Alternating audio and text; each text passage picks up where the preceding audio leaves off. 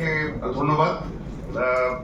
ছুটির দিন এসছেন, বোর করবো না, মানে জিনিসটা খারাপ নয়, শুনুন, ভালোই লাগবে। আর মাধ্যমটা কি ইংরেজি হবে না বাংলা হবে, সেটা কোনটাই সুবিধা? আপনারা বললে আমি বাংলায় বলতে পারি, কিন্তু কিছু টার্ম ইংলিশে আসবেই অবভিয়াসলি। তবে আমার মনে হচ্ছে সবাই বাঙালি, তো বাংলা অসুবিধা কিছু নেই। আমি বাংলাতেও বলতে পারি, ইংরেজিতেও বলতে পারি, হিন্দিটা একটু উল্টো পাল্টা লোকে হেসে ফেলে। তো যাই হোক, তো যেটা হচ্ছে সেটা হচ্ছে আমরা প্রথমে আজকে একটু সিসমিক ফোর্স, অ্যাকচুয়ালি অনেকগুলো জিনিস ওনারা আমাদের আলোচনা করতে বলেছে, এবং আমি সবাইকে বলবো খোলা মনে রিল্যাক্স ওয়েতে কথাগুলো শুনুন। যদি কোনো প্রশ্ন হয় করুন, আমি উত্তর দেওয়ার চেষ্টা করব। প্রথমে আমার এই লেকচারের দুটো পার্ট। একটা পার্টে আমরা সিসমিক ফোর্স কেন এটা খুব ডমিনেটিং এবং এর পটেনশিয়াল হ্যাজার্ড গুলো কি কি, কিভাবে আমরা এগুলো মিটিগেট করতে পারি সেটা নিয়ে আলোচনা করব। তারপরে গিয়ে আমি সেকেন্ড পার্টে আফটার লাঞ্চ যেটা করব সেটা হচ্ছে গিয়ে রিপেয়ার রেট্রোফিট, স্পেশালি রেট্রোফিট, যেটা ওনারা আমাদেরকে বলেছিল। রিপেয়ারটা হয়তো আমরা অনেকেই কম বেশি জানি, retrofit is a really new concept nowadays. Retrofit নিয়ে আমি ডিটেইলে আলোচনা করব, রাইট? প্রথম পার্টটা আমি সিসমিক বা ভূমিকম্প, যেটা যে সিসমিক ফোর্সটা কি, কেন জেনারেট হয়, কেন এটা ইনএভিটেবল, কেন এটা একটা অসম্ভব ইম্পর্টেন্ট পার্ট এই গ্যাঞ্জেটিক ওয়েস্ট বেঙ্গল যেখানে আমরা এখন দাঁড়িয়ে আছি। আমাদের এখানে প্রচুর সিসমিক হিস্ট্রি আছে, সেটা আমি কিছু ছবি টবি দেখিয়ে বোঝানোর চেষ্টা করি। খুব ইন্টারেস্টিং, শুনুন, খারাপ লাগবে না, বোর করবো না। খুব মজাদার একটা স্লাইড, জানেন, মানে আমরা এটা কোনোদিন রিয়েলাইজ করি না, আমাদের এই পৃথিবীর অ্যাভারেজ ডায়ামিটার কত বা রেডিয়াস কত, কোনো আইডিয়া? কেউ একজন বলুন। হ্যাঁ, 12,800 কিলোমিটার হচ্ছে ডায়ামিটার, রেডিয়াস হচ্ছে 6,400 কিলোমিটার, 6,400। কোনোদিন আপনারা ভেবেছেন কিনা জানি না, এই ছবিটা গিয়ে দেখলে বুঝতে পারবেন, এই 6,400 বা 12,800-র মধ্যে আমরা যে উপরটা স্তরে বাস করি সেটাকে বলা হয় লিথোস্ফিয়ার, শক্ত যে অংশটা। খুব অদ্ভুত ভাবে সেই অংশটার থিকনেস কত, কোনো আইডিয়া আছে? 40 থেকে 50 কিলোমিটার, 50 কিলোমিটার। বাদ বাকি পুরো পৃথিবীটাই কিন্তু এখনো গলিত লাভা, নরম। এবং আমি আপনাকে একটা ছোট্ট এক্সাম্পল দিচ্ছি। ধরুন আপনি বাজার থেকে একটা আপেল কিনে আনলেন, আপেলটাকে মাঝখান দিয়ে কেটে ফেলুন। আপেলের যে ছিলকাটা, আউটার যে হার্ড লেয়ারটা, সেটা কিন্তু লিথোস্ফিয়ার। বাদ বাকি যে আপেলের পোর্শনটা হচ্ছে গিয়ে ইন্টারনাল পার্ট, যেটাকে আমরা বলি lower mental, outer core and core. So it's very amazing যে আমরা যে গ্রহটায় বাস করছি, পৃথিবী নামক গ্রহ, where actually we are living, তার 99% is still molten, still is semi solid or solid. আরেকটা অ্যামেজিং ফ্যাক্টর বলি, সেটা শুনলে আরো চমকে উঠবে। এই যে নিচের হলুদ পোর্শনটা দেখাচ্ছে, এটাকে কোর বলা হয়। কোরের temperature, any idea? No idea. is around 6,700 degree centigrade, 6,700 degree centigrade, কিন্তু ওটা এখনো গরম। কেন এই কথাটা বললাম একটু পরে বুঝতে পারবেন। ওই কোরের টেম্পারেচারই হচ্ছে আমাদের পৃথিবীর ভূমিকম্পের মূল দায়ী। কেন দায়ী আমি একটু পরে একটা স্লাইড দিয়ে দেখাবো আপনাকে। যাই হোক, সুতরাং আমরা এত লড়াই করছি, মারামারি করছি, একে বোম মারছি, তাকে বোম মারছি, ভাবলে খুব অবাক লাগে। এই 6,400 কিলোমিটারের মধ্যে মাত্র 40 বা 45 কিলোমিটার কিন্তু লিথোস্ফিয়ার, যার মধ্যে আমরা বেঁচে আছি, যার মধ্যে এত জীব জগৎ, flora fauna, all we are surviving. Rest of the thing is still molten and it's very dynamic, you know. ওই ডাইনামিজমটাই আমাদের কিছু, মানে সিভিল ইঞ্জিনিয়ারদের কিভাবে এফেক্ট করে আমি পরের স্লাইডে দেখাবো, আপনারা বুঝতে পারবেন। Is a amazing slide, you know. এই স্লাইডটাই দেখুন, অ্যাকচুয়ালি আমরা যে পৃথিবীটাকে যদি চামড়াটা ছাড়িয়ে এরকম একটা এর মধ্যে রাখতে পারতাম, if we can peel up the whole skin of our mother nature, mother earth, সেটাকে এরকম ভাবে প্লেটে রাখলে আপনি এতগুলো আলাদা আলাদা টেকটনিক প্লেট আছে। এই যে লিথোস্ফিয়ার বললাম, যে শক্ত অংশটা, সেটা কিন্তু একটা নয়, অনেকগুলো পার্ট আছে তার মধ্যে। সেই পার্টগুলো সব থেকে বড় পার্টটা হচ্ছে গিয়ে ইউরেশিয়ান পার্ট, আর তার নিচে দেখুন ইন্ডিয়ান প্লেটও। এই ইন্ডিয়ান প্লেটের মধ্যে আমরা এখন আছি ঠিক এরকম একটা জায়গায়। আমার একটা ব্যাগের মধ্যে একটা লেদার আছে, এই ইন্ডিয়ান প্লেটের মধ্যে আমরা আছি এরকম একটা জায়গায়। তার ঠিক উপরে হিমালয় পর্বত আবিষ্কার আছে। এবার বাইরের হ্যাঁ, এবার মজার ব্যাপারটা এর পরে আমি আরেকটা ছবি দেখাবো। প্রথমে আগে এই ছবিটা দেখুন, সবাই ব্রেনের মধ্যে ঢুকিয়ে নিন। এবার পরের স্লাইডটা দেখুন। দুটো স্লাইডের মধ্যে একটা অদ্ভুত কোরিলেশন আছে। কোরিলেশনটা কি ভালো করে দেখুন। এই স্লাইডে আমি দেখিয়েছি লাস্ট 150 বছরে কোথায় কতটা আর্থকোয়েক হয়েছে সেই পয়েন্টস গুলো। All points I have noted over there where the maximum intensity earthquake happened for last 125 years, right? Just a little laser. Tectonic plates এর যে জয়েন্টস, প্রত্যেকটা টেকটনিক প্লেটসে দেখুন যে জয়েন্ট যে জায়গাটা, আর এবার পরের স্লাইডটা দেখো, ঠিক জয়েন্ট বরাবর দেখুন মেজর আর্থকোয়েক গুলো হয় পৃথিবীতে। দুটো স্লাইডের মধ্যে আপনারা একটু কোরিলেট করুন। আগের স্লাইডে যে টেকটনিক প্লেটের যে জয়েন্টস, সেই জায়গাগুলোতেই কিন্তু মেজরিটি আর্থকোয়েক হয়। এইটাকে বলে রিং অফ ফায়ার। আর এই যে জায়গাটায় দেখছেন, এই যে আমার এখন বিন্দুটা যেখানে আছে, এই জায়গায় এখনো পর্যন্ত ওয়ার্ল্ডের সব থেকে বেশি হাইয়েস্ট ইন্টেন্সিটি আর্থকোয়েক 9.2 এখনো পর্যন্ত যেটা হয়েছে সেটা হচ্ছে এখানে। 8.7 কিছুদিন আগে আমাদের 2014 সালে আপনারা মনে করতে পারবেন নেপাল যে আর্থকোয়েক হয়েছিল, হিউজ আর্থকোয়েক, অ্যারাউন্ড প্রায় 12 থেকে 13,000 মানুষ মারা গেছিল, 12,000। আমি নেপাল গিয়েছিলাম, তার ছবিও আপনাদের একটা দুটো দেখাবো, খুব ইন্টারেস্টিং, ভয়াবহ এবং interesting. But we should take knowledge how to survive, world is very fragile, you know. এই ছবি দুটো দেখে বুঝতে পারছেন আমরা কতটা ফ্র্যাজাইল একটা পরিস্থিতির মধ্যে আছি। আমরা ঠিক এরকম জায়গায় আছি। এই জায়গাটা একদম প্রতিদিন মানে শুনলে অবাক হয়ে যাবেন, টিবেটিয়ান প্লেটোতে এভরি ইয়ার অ্যারাউন্ড 3,000 আর্থকোয়েক হয়, 3 থেকে 3,500 বার কাঁপে। হ্যাঁ, সেটা হিউম্যান সেন্স করে বা ক্ষতি করে হয়তো ওয়ান্স ইন 10 ইয়ার্স, একটা 10 বছরে সেটা ম্যাসিভ ভাবে হয়, কিন্তু সারা বছর 3,000 বার এই জায়গাটা কেঁপে ওঠে সারা বছর, রাইট? এই দুটো স্লাইডের মধ্যে আমরা কি ডিসিশন নিলাম যে টেকটনিক প্লেটের জাংশন গুলোই হচ্ছে গিয়ে আর্থকোয়েকের মেজর সোর্স। এবার প্রশ্ন হচ্ছে কেন? পরের স্লাইড। আজ থেকে 335 মিলিয়ন ইয়ার এগো যদি আমরা দেখতাম, আমাদের পৃথিবীটা কিন্তু ছিল এরকম। ম্যাপটা প্যানাজিয়া বলে একটা, এটা হচ্ছে একটা ল্যাটিন ওয়ার্ড, একটা এরকম অখণ্ডিত ভূখণ্ড ছিল, যেই ভূখণ্ডটা আস্তে আস্তে ভাঙতে শুরু করলো।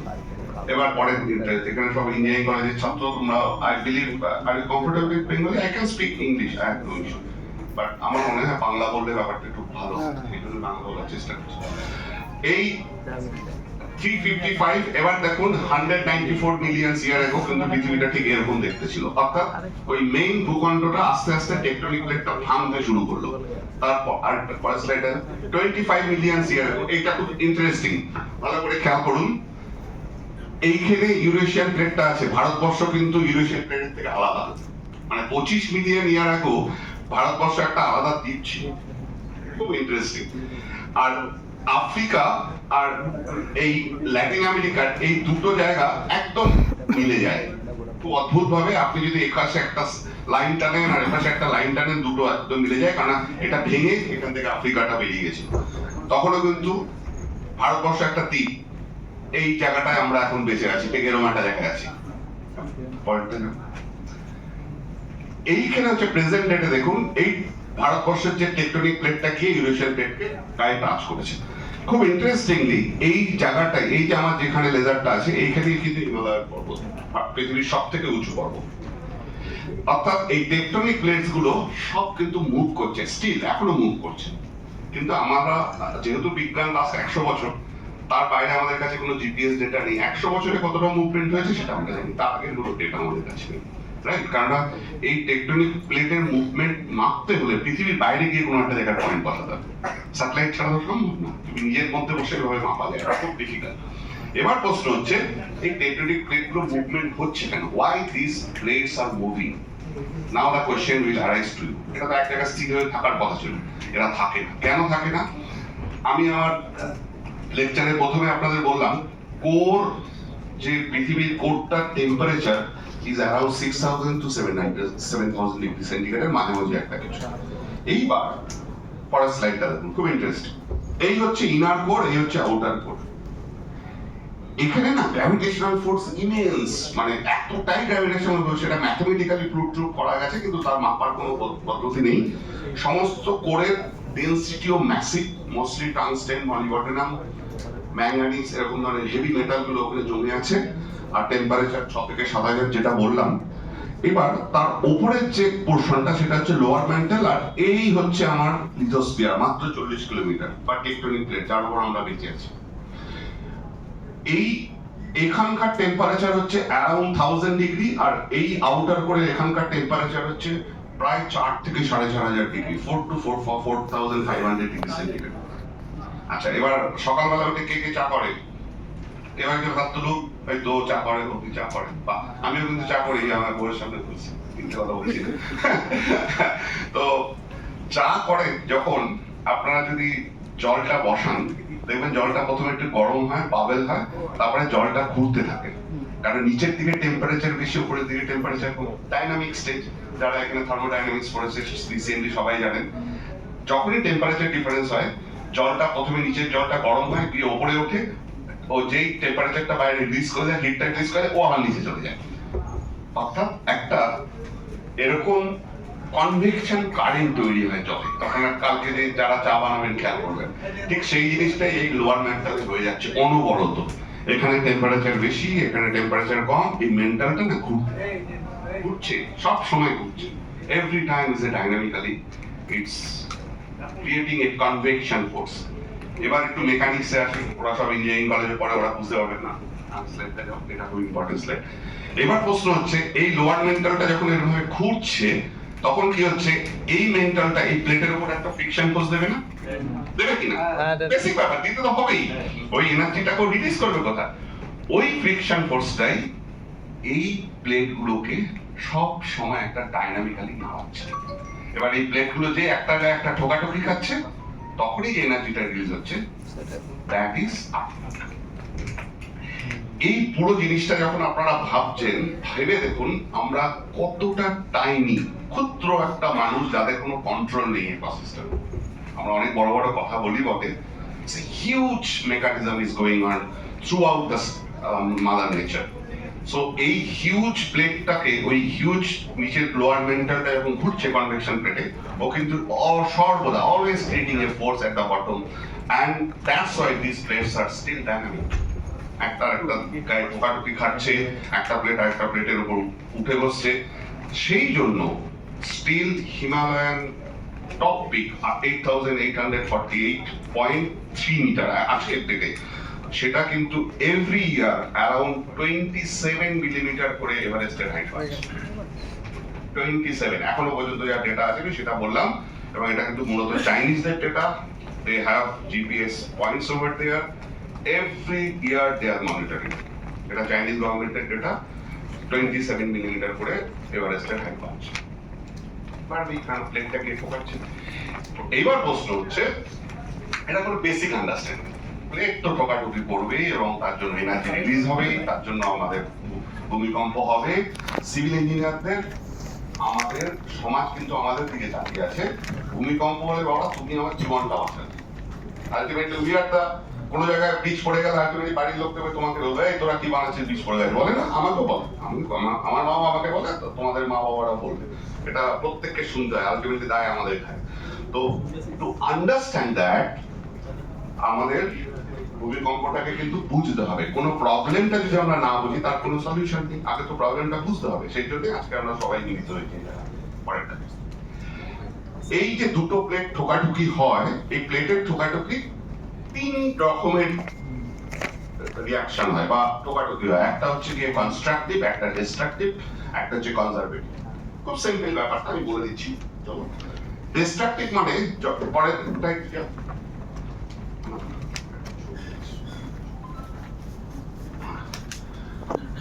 আপনারা জানেন যে প্রচুর জায়গায় আমাদের আগ্নেয়গিরি বা বালকান বলে এক বস্তু, যখন দুটো প্লেট দুটো দিকে চলে যায়, মাঝখান থেকে ওই মোল্টেন লাভাটা বেরিয়ে আসে। ওই হাওয়াই টাওয়াইতে আছে, ওই ইউরোপিয়ান, আমাদের আমেরিকান দুটো প্লেটের মাঝখানে। ইন্ডিয়াতেও কিন্তু নারকন্ডাম বলে একটা জায়গা আছে। আমাদের খুব কাছে লাইভ আগ্নেয়গিরি হচ্ছে কি ইন্দোনেশিয়ান প্লেটে। ইন্দোনেশিয়াটা কোথাও তারা একটুখানি দেখাই বলতে পারবেন, খুব ভালো করে বলতে পারবেন। এই যে জায়গাটা দেখুন, রাইট, ঠিক বলেছি? ঠিক এইখান থেকে শুরু করে এই জায়গাটা আপনারা খেয়াল করুন, দুটো প্লেট, ওপরের প্লেট আর নিচের প্লেটের মধ্যে একে অপরের দূরে সরে যাচ্ছে। যখনই সরে যাচ্ছে ওখান থেকে এনার্জি রিলিজ হচ্ছে আর ওখান থেকে মোল্টেন যে গলিত লাভাটা বেরিয়ে আসছে। That we term it as a volcano, right? এবং এখানে হিউজ আর্থক্য হয়, সারা বছর কিন্তু ইন্দোনেশিয়ান আইল্যান্ড কেটে যাচ্ছে, প্রচুর লোক, lot of people died over there. Last 100 বছরে আপনাকে একটা তথ্য দিতে অবাক হয়ে যাবেন, শুধু ইন্দোনেশিয়াতে লাস্ট 100 বছরে 20 লক্ষ লোক মারা গেছে from earthquake and tsunami. So powerful. We are really tiny. Mother nature is so powerful. We cannot do anything.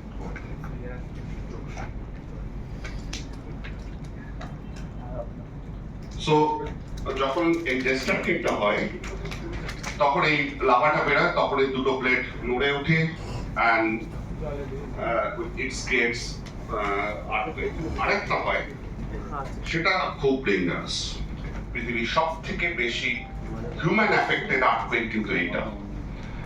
Oceanic প্লেটের উপর আরেকটা প্লেট যখন ওর উপরে গিয়ে ধাক্কা দিয়ে তুলে দেয়, এখান থেকে সমস্ত মাউন্টেন গুলো, all mountains are from like this, মানে হিমালয়ান রেঞ্জ বলুন, আন্দিজ রেঞ্জ বলুন।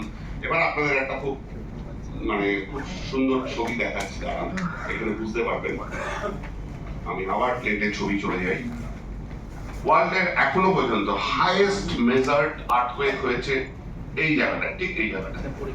এটা হচ্ছে চিলির উপকূলে, and this earthquake was so powerful, এই আর্থকুয়েকের জন্য যে সুনামিটা হয়েছিল, সেই সুনামিটা 22 ঘন্টা পরে এই জাপানে এসে হিট করেছিল, এবং জাপানে তখনকার দিনে অ্যারাউন্ড 10,000 পিপল died। ভাবুন, পুরো প্যাসিফিক ওশেনটা চোখকে গিয়ে এরকম একটা জায়গায় গিয়ে জাপানে দেখা। So we are so tiny, absolutely tiny. We have to live with earthquake and tsunami, but civil engineers are I should say, we are the force to save the mankind. আমরাই কিন্তু আলটিমেটলি সেভ করতে পারি। কি করে পারি আমি আমার এই লেকচারের সেকেন্ড পার্টি নিয়ে আলোচনা করব। ঠিক সেই কারণেই এই ইন্ডিয়ান প্লেটটা গিয়ে এই ইউরেশিয়ান প্লেট হচ্ছে largest plate in our mother nature, right? আমার পৃথিবী তো আমাদের মা, সেই আমাদের বাঁচিয়ে রেখেছে। তো এই ইউরেশিয়ান প্লেটের গিয়ে এই প্লেটটা গিয়ে অনবরত পুশ করছে, তার জন্য ঠিক এই রিজিয়নে সব থেকে বড় হাইয়েস্ট মাউন্টেন রেঞ্জ, যেটা টিবেটিয়ান রেঞ্জ বলি সেটা তৈরি হয়েছে, এবং এই জায়গাটায় হিমালয়ান রেঞ্জটা আছে, রাইট? এই যে আমরা দার্জিলিং ঘুরতে যাই, সেটাও কিন্তু ঠিক এরকম একটা জায়গা আছে। So this is almost 4 to 6 centimetre per year এটা উপরের দিকে উঠছে। আপনারা শুনলে অবাক হয়ে যাবেন, এই টেকটনিক প্লেট মুভমেন্টের জন্য ইন্ডিয়াতে যত আমাদের এয়ারপোর্টস আছে তার জিপিএস কোঅর্ডিনেট কিন্তু এভরি 10 ইয়ার্স চেঞ্জ করতে হয়। কারণ 10 বছরে আমাদের প্রত্যেকের বাড়ির, আপনার বাড়ি আমার বাড়িরও কোঅর্ডিনেট অ্যারাউন্ড 100 মিলিমিটার পর্যন্ত সরে যায়।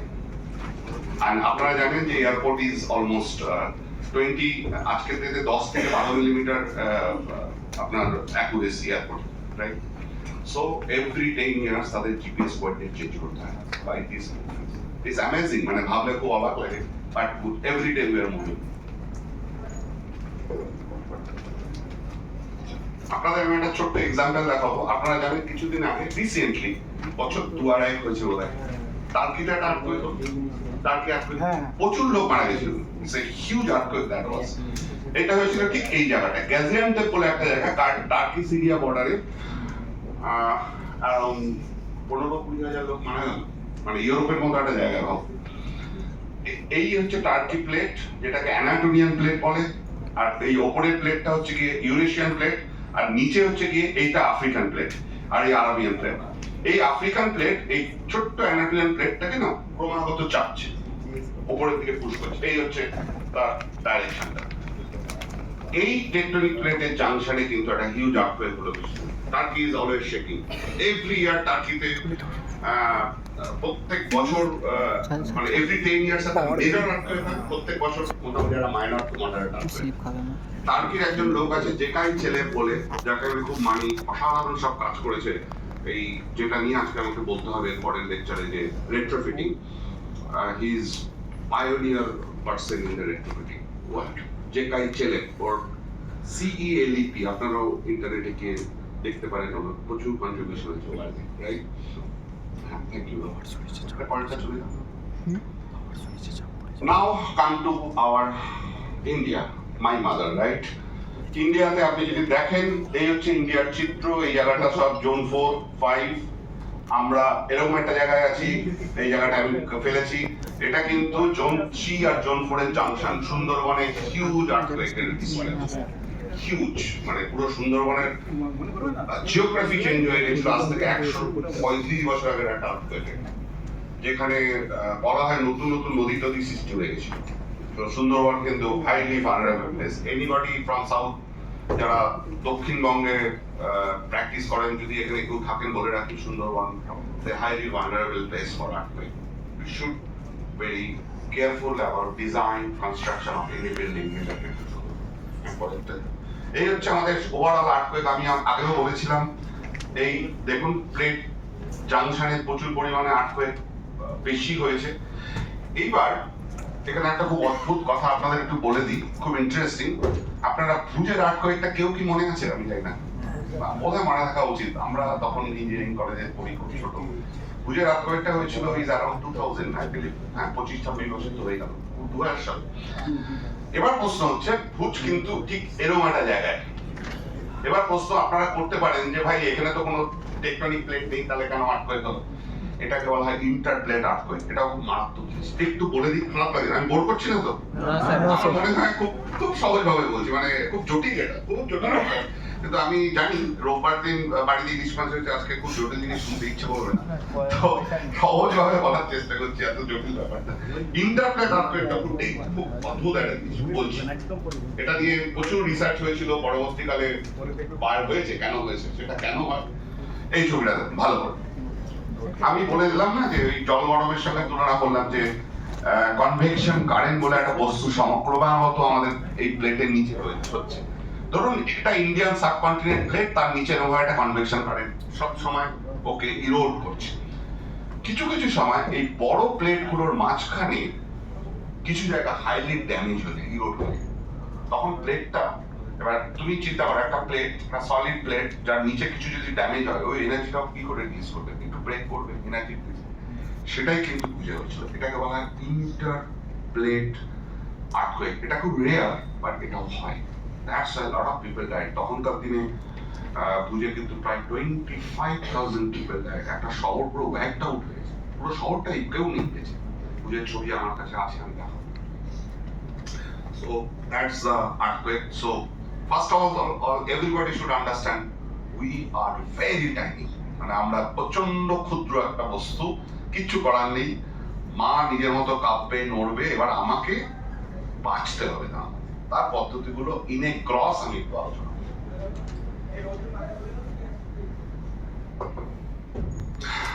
This is, এটা কিন্তু আমার তোলা ছবি, কারোর তোলা না। This is my photographs. গুগলে নেই। 1, 2, 3, 4, তার উপরে একটা শেড দেওয়া। আপনারা বিভিন্ন জেলার লোক, আপনারা জানেন এটা ভীষণ কমন আমাদের এখানে হয়। 250 কলাম, 10 ইঞ্চি কলাম, প্রথমে দোতলা দিয়ে শুরু হলো, তারপর আরেকটা ফ্লোর, তারপর আরেকটা ফ্লোর, দিয়ে একটা শেড। সেটার মধ্যে খুব কমন না আমাদের এখানে? তোমরা সবাই বোধহয় আই বিলিভ এগ্রি করবে। এটা কাঠমান্ডুতে 2014 সালে আমার নিজের তোলা ছবি। আমি যখন গিয়েছিলাম, এই বাড়িটার সামনে আমরা দাঁড়াতে পারছিলাম না। কেন? Because human body smell was striking us. আমি আর মিস্টার সঞ্জীব পাড়ে, কলকাতা শহরের বড় স্ট্রাকচার ইঞ্জিনিয়ার, বললো দিবেশ দা চলুন, প্লেন চালু হয়েছে, দেখে আসি। Why lot of people died? What is the level of destruction happened over there? তখন আমাদের ওই এম্বাসি থেকে বললো যে যাই করুন, কাঠমান্ডু শহরের বাইরে যাবেন না, লোকে কেড়ে নিচ্ছে, খাবার নেই। তো আমরা ওই শহরের পুরো শহরটা যতটুকু সম্ভব ঘুরে ঘুরে দেখলাম। গাড়ি নেই, হেঁটে হেঁটে অনেক ঘুরেছি। তখনও মানে বডিগুলোকে বার করতে পারি। 3 থেকে 4 সেকেন্ডে বাড়িটা ফুল কোলাপস করেছে। আমি উল্টো দিকে একটা দোকান, একজন বয়স্ক লোক, তাকে জিজ্ঞাসা করলাম কি হয়েছিল, বলে বাবু হঠাৎ করে চারিদিক কেঁপে উঠলো, বাড়িটা পড়ে গেল মুহূর্তের মধ্যে। এটা একটা আইটিআই কলেজ, ওরা দোতলা দিয়ে বাড়িটা শুরু করেছিল, তারপরে বাড়িটা তুলতে গেছে, কলেজ বাড়তে থাকছে, যা হয় বোঝাই যাচ্ছে, কোনো প্রপার ডিজাইন হয়নি, কনস্ট্রাকশন হয়নি। আর এর নিচে 3টে ফ্যামিলি থাকতো যারা কলেজেরই কর্মচারী বা যাই আমি জানি না, অলমোস্ট 4জন 6জন না 7জন, মানে কোনো রিফ্লেক্স নাই, the body, the whole structure is collapsed. Why I'm showing you, আমরা কেন এটা দেখাচ্ছি, earthquake is a very serious problem, এটাকে কিন্তু উপেক্ষা করার কোনো জায়গা নেই। It is inevitable, earthquake is going to strike us anytime, so we should be prepared for that. That's why I am showing this. Don't be afraid. আমি ভীত সন্ত্রস্ত করছি না, রাদার আমি চেষ্টা করছি আপনাদের অবহিত করার জন্য, ইনফর্ম করার জন্য। We should be very careful about that, right? You are going to be budding civil engineers over there, অনেক এক্সপিরিয়েন্স সিভিল ইঞ্জিনিয়ার এখানে আছে। যে সহজ সত্যটা আমি বলতে চাইছি, ভূমিকম্প ইনএভিটেবল, অবশ্যম্ভাবী একটা জিনিস, যেটাকে নিয়ে আমাদের বাঁচতে হবে, সেটা থেকে পালানোর কিন্তু কোনো জায়গা নেই। কারণ আমি দেখিয়ে দিয়েছি যে কি করে প্লেটগুলো মুভমেন্ট হচ্ছে, ক্রমাগত মুভমেন্ট হয়ে যাচ্ছে। নাও the things, hour basic problem in India, আপনারা চুচড়া শহরেও দেখবেন, আমি আজকে আজ থেকে একটা অন্য গলি দিয়ে দিলাম, যাই হোক, তো সেখানেও দেখবেন রাস্তার ধারে সব G+4 student building, 14.5 metre government guideline, আর গ্রাউন্ডটা হচ্ছে ওপেন, সেখানে সব কার পার্কিং। অর্থাৎ তার ভবিষ্যৎ কি আপনাদের বলে রাখি, এই ডান দিকের ছবিটা হচ্ছে ভুজের ছবি। কি হয়েছিল ভুজে? Almost 90% G+4 storey building of 7.5 Richter স্কেলে যে আর্থকোয়েকটা ভুজে হয়েছিল, সমস্ত বাড়ির দশা হয়েছিল এগুলো। এই বাড়িটা কিন্তু G+4 ছিল, জিটা নেই, G+3 ছিল, জিটা নেই, ফুল কোলাপস করে গেছে। কেন কোলাপস করেছে? কারণটা হচ্ছে সফট স্টোরি বলে একটা বস্তু হয়, সেই অঙ্কর মধ্যে আমি যাচ্ছি না। মধ্যে কথা, ওপরের দিকে ব্রিক ওয়াল ছিল, আর্থকোয়েকটা রেজিস্ট করেছে, যেই রেজিস্ট করেছে, কিন্তু নিচের দিকে শুধু কলাম, কোনো ব্রিক ওয়াল নেই গাড়ি পার্কিং এর জন্য। সবার বাড়ি এখানে যত চুচড়ো শহরের 80% বাড়ি সেভাবে, আমার সল্টলেকেও তাই, যে কোনো জায়গায় গেলে, মানে এটা নতুন করে কিছু নেই, নিচেরটা পার্কিং, ওপেন ফ্লোর এরিয়া, তার ভবিষ্যৎ কিন্তু এরকম হতে চলেছে। এটা আমাদের ভারতবর্ষের ছবি, কোনো বিদেশি ছবি দেখায়নি, তাতে দেখুন কি অবস্থা হয়েছে। Now the thing, what is the solution? Problem তো বলে দিলাম, সলিউশন তো বার করতে হবে। This is the solution. আপনাকে বাড়িটার প্ল্যান অনুযায়ী সিমেট্রিক্যালি কিন্তু কিছু আরসিসি ওয়াল বা ব্রিক ওয়াল করতেই হবে, ইনএভিটেবল। তাতে সফট স্টোরি এফেক্টটা কম হবে। যদি গ্রাউন্ড ফ্লোরের রুম থাকে, ফেয়ার এনাফ, বাড়ি দারুণ বিহেভ করবে, যেটা আমি নিজে নেপালে দেখে এসেছি। যে বাড়িগুলোর গ্রাউন্ড ফ্লোর ওপেন নয়, কিচ্ছু হয়নি, বিশ্বাস করুন কিচ্ছু হয়নি। কিন্তু যে বাড়িগুলোর ground floor open, either collapse করেছে, সিভিয়ারলি ক্র্যাক করেছে, অথবা পড়ে গেছে। পড়ে গেছে মানে ফ্র্যাকশন অফ সেকেন্ড, 3-4 সেকেন্ডে বাড়ি পড়ে গেছে, মানে লোকগুলো বুঝতে পারেনি। Same thing happen in turkey also. Ground ফ্লোরে কিন্তু ফুললি কলাম সাপোর্টেড করা যাবে না, মানে এটা নতুন কোড আসছে, IS 46 প্লাস আমাদের 1890 নতুন, আমরাও কোর কমিটি থেকে প্রচুর চিৎকার চেঁচামেচি করেছি। যা হয়, বিল্ডার্সরাই এখন ভারতবর্ষ চালায়, আপনারা জানেন। ওরা পুরোপুরি রাজি হচ্ছে না, কিছুটা রাজি হচ্ছে। বিল্ডার্স অ্যাসোসিয়েশন, তারাও কোর কমিটির মেম্বার, কিন্তু তাদেরকে নিয়ে চলতে হবে, মানে আপনি বলে দিলেন মানবে তা হবে না। তো যাই হোক, বিল্ডার্স অ্যাসোসিয়েশন আছে, প্রচুর লবি আছে এর মধ্যে, কিন্তু আমি আপনাদের বলছি, ground floor fully column is not done. You have to provide some wall in form of brick wall হতে পারে, কিন্তু সিমেট্রিক্যালি কিছু ওয়াল কিন্তু করে দিতে হবে এরকম ভাবে, তা না হলে কিন্তু ফল কি দেখতে পাচ্ছি, যেটা আমি নিজে কাঠমান্ডু তো সেম দেখেছি 10 বছর। রাইট, আচ্ছা, এবার একটা জিনিস, ছোট ছোট জিনিস একটু বলে দিই। আমরা সবাই জানি, কিন্তু কি জানেন তো, জ্ঞান এমন একটা জিনিস, ইমপ্লিমেন্টেশন এমন একটা জিনিস, বারবার না বললে আমরা অনেক সময় ভুলে যাই। সেটা আবার একটু আপনাদের ব্রাশ আপ করাচ্ছি। একটা কথা বলুন।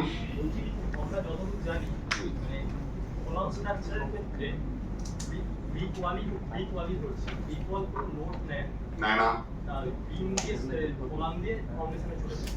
সেক্ষেত্রে গ্রাউন্ড ফ্লোরে মানে বিকল থাকুক বা না থাকুক কিভাবে এটা হ্যাঁ, খুব ভালো প্রশ্ন করেছেন, উনি ভাবছেন। Thank you. আপনার নামটা? হ্যাঁ, গৌতম বাবু, আপনি অসাধারণ একটা প্রশ্ন করেছেন। অ্যাকচুয়ালি যখন আর্থকোয়েক আসে, যদি আপনি এএসি ব্লক দেন, ভালো করে বুঝুন, এএসি ব্লকের স্ট্রেংথ ভীষণ কম, এএসি ব্লক দেন, তখন আপনার কথাটা অ্যাবসলিউটলি সত্যি, আপনি যেটা বলেছেন, যার যখনই আর্থকোয়েক আসবে এএসি ব্লকগুলো ক্র্যাক করে যাবে, পুরো বিল্ডিংটা অ্যাজ এ ফ্রেম বিহেভ করবে। বাট আপনি জানেন লাল ইটের একটা সাবস্টেনশিয়াল কম্প্রেসিভ স্ট্রেংথ আছে, সাবস্টেনশিয়াল। কিন্তু লাল ইট কিন্তু আমি সারাদিন ল্যাবে টেস্ট করি, আপনাদের বিশেষ করে জেলা থেকে বহু বর্ধমান হুগলি ডিস্ট্রিক্টের রেড ব্রিক পেয়েছি, তার স্ট্রেংথ কিন্তু 115-20 কেজি কোনো ব্যাপার না, মানে 12 MPa, কেজি পার সেন্টিমিটার স্কয়ার, মানে MPa। আমি ওদের ভাষায় একটু বলে দিলাম, পুরনো লোকেরা কেজি পার সেন্টিমিটার স্কয়ারটা ভালো বোঝে। তো প্রায় 12-13 MPa কমফোর্টেবলি পাওয়া যায়।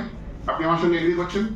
Now, actually what happened, when the earthquake hits, that brick wall act as a resistance. ওখানে একটা হিউজ রেজিস্ট্যান্স দেয়, একটা স্টার অ্যাকশন তৈরি হয়। অর্থাৎ যখন এই আর্থকোয়েকটা আছে, যেটা যে জায়গাটা কম্প্রেশন হয়, ওই জায়গাটা ব্রিক ওয়াল একটা স্টার অ্যাকশন দেয় ইনস্ট্যান্টেনিয়াসলি। আর্থকোয়েক হয়তো মাত্র 3 সেকেন্ড 4 সেকেন্ড, ওয়ার্ল্ডের এখনো পর্যন্ত সব থেকে বড় রেট 18-20 সেকেন্ড আর্থকোয়েক পাবে, 2 থেকে 3 সেকেন্ড হবে, বেশি তো হবে না।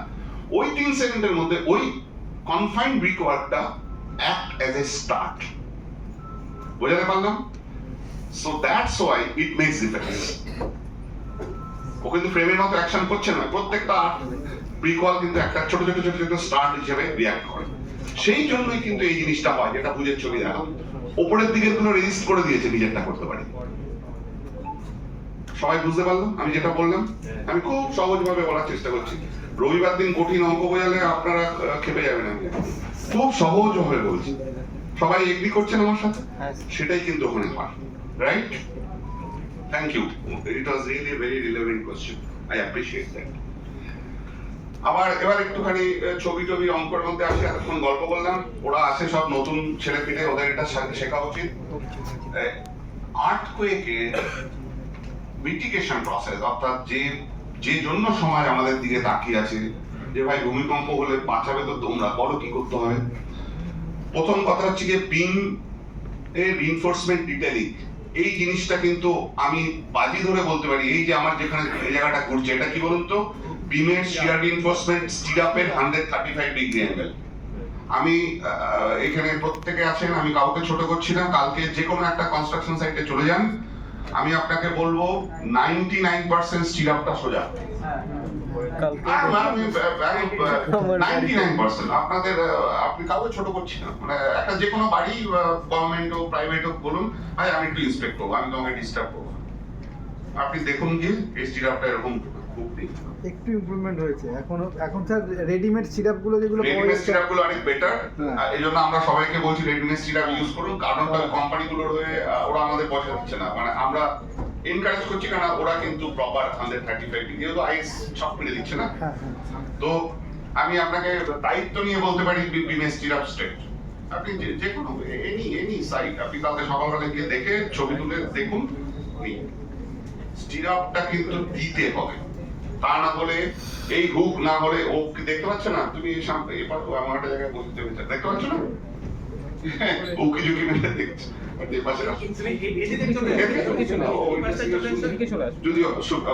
সো এই স্টিরাপ কিন্তু দিতে হবে। এই স্টিরাপটা প্রপারলি না দিলে আপনার এই হুকটা কাজই করবে না। যখন আর্থকোয়েকটা আসবে, স্টিরাপটাই মেইন রোল প্লে করে, যেহেতু রিইনফোর্সমেন্টকে কনফাইনমেন্ট দেয়, L/R রেশিও, অর্থাৎ প্রত্যেকটা রিবারকে তুমি যদি হরাইজন্টালি টাই না করো, পাস করে রিইনফোর্সমেন্টটা বেরিয়ে যাবে, বাইরে আসবে ইনস্ট্যান্টিনিয়াসলি বাইরে আসবে। So this is almost A mandatory. তারপরেও কোর্ট যেটা বলছে, এই এজের সাপোর্ট গুলোতে মেজর ফোর্স ট্রান্সফার হয়, সেইখানে কিন্তু এই 2D জোনটা একটা, মানে মোদ্দা কথা আমরা এসবের মধ্যে যাই না, আমরা বলি ভাই 100 মিলিমিটার সেন্টার টু সেন্টার দিলে 150টা দিলে হবে। কলামের ক্ষেত্রেও তাই, বিমের ক্ষেত্রেও তাই, আমি কলামটা দেখাবো। আরেকটা জিনিস কোর্ট খুব স্ট্রিক্ট সেন্সিয়ারলি মেইনটেইন করতে বলছে, যেখানে ওভারল্যাপিং আছে সেখানে কিন্তু spacing should not be more than 150 millimetre ডিজাইনে যাই আসুন আমরা স্ট্রিক্টলি বলে দিই ইয়া ওখান থেকে খুলে চলে আসে যখন হরাইজন্টাল লোড আসে পুরো প্যাটার্নটাই চেঞ্জ হয়ে যাচ্ছে আপনি বাড়িটা ডিজাইন করছেন 99.999% এর জন্য ডাউনওয়ার্ড লোড অর্থাৎ গ্র্যাভিটি লোড যখন 6 ফিট আছে পুরো scenario change that's why it's collapse পুরো সিনারিওটা চেঞ্জ হয় তখন পুরো লোডটা হরাইজন্টালি আসে খুব সেনসিটিভ ইস্যু কিন্তু বাট আমি বারবার করে আবার একটু রিমাইন্ড করাচ্ছি বিরক্ত হবেন না আলটিমেটলি সমাজ কিন্তু আমাদের দিকে তাকিয়ে আছে আমরা ফেল করলে মানে প্রত্যেকটা লোক এখানে দায়ী হয়ে যাবে কোন বিল্ডিং যদি করেছে right so we should be very very careful meticulous আমাদের করতে হবে যে কোনো হোক করতে হবে at any cost unless we cannot save the human life which is we cannot যদিও আজকাল খুব সুন্দর দেখি কেউ মারা গেলে বলে দিলে এত লক্ষ টাকা দিয়ে দাও কিন্তু আমি জানি না মানে আমার কাছে যেটা হচ্ছে human right life cannot be cannot be it should not be that I should say it should not be it's a priceless কোনো টাকাই কোনো মানুষকে ফ্রি হবে রাইট চলো পরেরটা এটা হলো পিন দেখুন আমি একটা লাইভ ছবি দেখাচ্ছি কলামে স্টিরাপ না থাকলে কি ভয়ঙ্কর জিনিস হয় এটা ভুজের ছবি ভুজের যত ডকুমেন্ট পাবলিশড হয়েছে তার ছবি এই হুকটা একটা যদি এপাশে হয় আর একটা ওপাশে দিন তার মানে কংক্রিটটা মাঝখান থেকে আপনি কাস্টিং করতে পারবেন না জানি তার একটা প্র্যাকটিক্যাল প্রবলেম বিল্ডিংটা কিচ্ছু হয়নি সব ঠিক আছে এই স্টিরাপটা এই জিনিসটা মেনটেন করেনি বলে দেখুন পুরো স্টিরাপটা ফেল করে রিইনফোর্সমেন্টটা বাকেল হয়ে বেরিয়ে চলে গেছে বিল্ডিং যেটা আমি একটু আগে বলছিলাম এল বাই আর ইস্যু তুমি যদি এটা না করো ultimately here your being column reinforcement is going to fail right so it is going এখানে পরিষ্কার দেখা যাচ্ছে দেখো এই জিনিসটা এখানে মেইনটেইন হয়নি এখানে সেটা কিন্তু আমাদের বাড়িও হবে আমরা যে বাড়িতে এসে লেকচার দিচ্ছি সেখানে যদি পড়া না থাকে হবে তোমরা যদি কোনো জায়গায় পড়াশোনা করো সেখানেও হবে যারা অফিসে কাজ করছো সেখানে হবে যার বাড়ি বাসস্থান তোমরা বেঁচে আছি সেখানে হবে বিকজ আপনারা জানেন science is very cruel ruthless ভুল করলে তার কিন্তু কোনো জায়গা নেই and we have to suffer. It's a ruthless. বিজ্ঞান তো বিজ্ঞানে তো সব চলে না মাথায় হাত বুলিয়ে দিল হয়ে গেল এসব বলে না সে টিভিতে আসে ছিল বিভিন্ন আমার কাছে চলে আসা সব প্রবলেমের সলিউশন বিজ্ঞান কিন্তু রুথলেস ভুল করলে you have to solve you have to sacrifice right so that's happened over there okay খুব কমন এই ডিটেইলটা সবাই আমরা জানি আমি আবার রিকল করিয়ে দিচ্ছি এই দুটো জায়গা হচ্ছে সব থেকে বেশি ইম্পর্টেন্ট যখন আর্থকোয়েক আসবে এই জায়গাটার মধ্যে থেকে ফেলিওরটা হয় ইনিশিয়েট করে আমরা জানি স্ট্রাকচার ফেল হয় একটা ছোট্ট জায়গা থেকে ইনিশিয়েট করে তারপরে পুরো স্ট্রাকচারটা কোল্যাপস হয় সেই জন্য এখানে কিন্তু স্পেসিং যাই করো তুমি কখনোই কিন্তু 100 থেকে 75 এর বেশি করা যাবে না সবাইকেই আমরা বারবার করে বলি প্লিজ বি কেয়ারফুল আর এই হুক আর প্রত্যেকটা রিইনফোর্সমেন্টের মধ্যে যেন হুকটা থাকে এখানে হলে 180 ডিগ্রি এখানে হলে 135 ডিগ্রি কোড এখন একটা খুব স্ট্রিক্ট গাইডলাইন করেছে যেটাতে আমরা খুব খুশি হয়েছি আমরাও যখন মিটিং করি কোড এখন মিনিমাম কলামের ডাইমেনশন করে দিয়েছে 300 মিলিমিটার যেটা আগে 250 ছিল আমরা সবাই জানি 1390 বলে একটা কোড আছে প্রত্যেককে বলবো ওখানে এই ডিটেইলগুলো সব করে দেওয়া আছে একটু কাইন্ডলি দেখে নেবেন সেটাকে ইমপ্লিমেন্ট করার চেষ্টা করবেন তা না হলে কিন্তু definitely have to face the circumstances right এখানে দুটো জিনিস ইম্পর্টেন্ট বললাম এক হচ্ছে all reinforcement vertical reinforcement should be Tide up এখানে 180 এটা 135 ডিগ্রি আর এই এন্ডে যেন মিনিমাম 75 থেকে 100 মিলিমিটারের বেশি স্পেসিং না হয় এই তিন চারটে জিনিস যদি আমরা মেইনটেইন করি we are in a safe zone সেটা কিন্তু সারা পৃথিবীর লোকেরা দেখিয়ে গেছে যে বিল্ডিংটা পড়বে না ক্র্যাক করবে কিছু ক্র্যাক হবে ডিস্ট্রেস হবে but it is not going two collapse right সবথেকে ইম্পর্টেন্ট পার্ট আমি জানি এটা নিয়ে আমাদের প্রচুর লড়াই করতে হয় আপনারাও লড়াই করছেন কিন্তু কাইন্ডলি একটু ইমপ্লিমেন্ট করার চেষ্টা করবেন সেটা হচ্ছে এই যে বিম কলাম জাংশনের ভেতরে রিইনফোর্সমেন্ট স্টিরাপ দেওয়া বহু জায়গায় আমি গিয়ে দেখেছি স্যার এটা করা যায় না এটা সম্ভব না আপনারা কি সব বই লিখে দিচ্ছেন আমি বলছি করা যায় যারা এখানে সাইডে কাজ করেন আপনারা জানেন বিমটাকে আমরা তলিটাকে আগে প্রথমে বেঁধে নিয়ে ওপরে তুলে রাখি পুরো বাধাটা হয়ে যায় তারপর বিমটাকে নামিয়ে দেওয়া হয় প্রত্যেকে আমরা এইভাবেই করি এবার বিমটাকে যখন ওপরে থাকে সেই অবস্থায় স্টিরাপটাকে চুরির মতো পরিয়ে দিন মাঝখানে। এই জায়গা থেকে কিন্তু যে কোনো আরসিসি স্ট্রাকচারের বিম কলাম জাংশন ফেলিওরটা ইনিশিয়েট হয়, পুরো বাড়িটা কোলাপস করে ওখান থেকেই। তো আগে স্টিরাপটাকে পরিয়ে দিন, করে বিমটাকে নামান, তারপরে স্টিরাপটাকে বাইরে থেকে লাগিয়ে দিন। এই জায়গাটায় কিন্তু সব থেকে বেশি ভালনারেবল, এখান থেকেই ফেলিওরটা ইনিশিয়েট হয়। Please provide some sort of stirrup over there, unless this building is not going to response in seismic force. That told library কিছু হবে না আমি জানি, seismic এ কিন্তু প্রবলেম হবে। ওকে, আচ্ছা আরেকটা জিনিস একটু সবাইকে বলবো, পরের স্লাইডে যাও, এটা স্টিরাপ বলে দিলাম।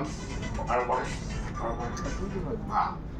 খুব simple, but you please do ইট।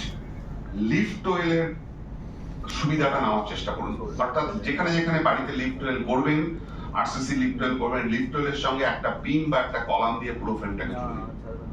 সেই বাড়িগুলো অসাধারণ ভালো পারফর্ম করে। আমি একটা ছবি দেখালে বুঝতে পারবেন, আমি জানি হয়তো আজকালকার দিনে সব ইনস্টাগ্রাম আর ফেসবুকের যুগ, কেউ ছবি না দেখালে বিশ্বাস করে না। আমি একটা ছবি দেখাবো এরপরে। যে যে বাড়িগুলো ভুজ আর্থকোয়েকে টার্কিতে, যে যে বাড়িগুলো লিফট ওয়েলের সঙ্গে বাড়ির মেইন ফ্রেম কানেক্ট করা ছিল বিম দিয়ে কলাম দিয়ে, কিছু বাড়িগুলো কোলাপস করেনি। আচ্ছা, সেটা করার জন্য কি করতে হয় আমাদের? এই ছবিটা দেখুন, মারাত্মক ছবি। এই বিল্ডিংটা পুরো কোলাপস করেছে, এই লিফট ওয়েলটা ঠিক আছে। কারণটা হচ্ছে কি বলুন তো, এই লিফট ওয়েলের সঙ্গে এই বিল্ডিংটাকে ওরা কানেক্ট করেনি। দেখুন এই জায়গা থেকে খুলে বেরিয়ে চলে যাবে। এটা যদি আপনি লিফট ওয়েলের সুবিধা নিতে চান, it has a very high moment of inertia. এই মোমেন্ট অফ ইনার্শিয়াটাকে আমরা কি করি, আমরা সবসময় বলি এই যে লিফট ওয়েল, তার সঙ্গে একটা বিম অথবা তার কর্নারে একটা কলাম করে এটাকে মেইন স্ট্রাকচারের সঙ্গে জুড়ে দিই, তাহলে কিন্তু এই স্ট্রাকচারটা অনেক ভালো সিসমিক পয়েন্ট, রাইট? এই কতগুলো টোটকা, বেসিক টোটকা, আমি খুব কমপ্লেক্স অঙ্কর মধ্যে গেলাম না। এই টোটকাগুলো কিন্তু মেনটেন করলে আমাদের বিল্ডিংটা অনেক বেটার বিহেভ করবে এগেইনস্ট সিসমিক, অনেক বেটার বিহেভ করবে। এবং কোনোটাই খুব কস্টলি নয়, কোনোটাই খুব কঠিন জিনিস নয় যেটা আমরা করতে পারবো না, ইমপ্লিমেন্ট করতে পারবো না। শুধুমাত্র সচেতনতা দরকার আর একটু সদিচ্ছা, তাহলে কিন্তু এটা করা যায়। আমি বোধহয় খুব কঠিন জিনিস বলিনি, রাইট? হ্যাঁ, আরেকটা জিনিস আপনাদের বলে দিই, এটা খুব প্র্যাকটিক্যাল প্রবলেম, যারা সাইট চালায় জানে। এই যখন কাস্টিং হয় দেখবেন একটা 8 ফুটের বোর্ড দিয়ে আমরা কাস্টিং করি না, 8 সাড়ে 8 ফুট, আর লাস্টের কলামের মাথাটা আর বিমের এই অংশটা আমরা যখন স্ল্যাবটাকে কাস্ট করি একসাথে কাস্ট করি। এবং যা হয় আর কি, এই জায়গাটার কোয়ালিটি কিন্তু খুব খারাপ হয়। ভুজ দেখিয়েছে যে দেখুন বিল্ডিংটা কিচ্ছু হয়নি, এখানে যেহেতু ভয়েডস ছিল, কংক্রিটটা প্রপারলি হয়নি। দেখুন এখানে কলাম কংক্রিটটা এন্ড হয়েছে, একদম ঠিক আছে। যেই ভয়েডস ছিল, পুরো বাড়িটা যখন কেঁপেছে এখান থেকে ফেটে গেছে বাড়িটা। আলটিমেটলি বাড়িটা রিউজেবল করা গেল না, পুরো নষ্ট হয়ে গেল ছোট্ট একটা ভুলের জন্য।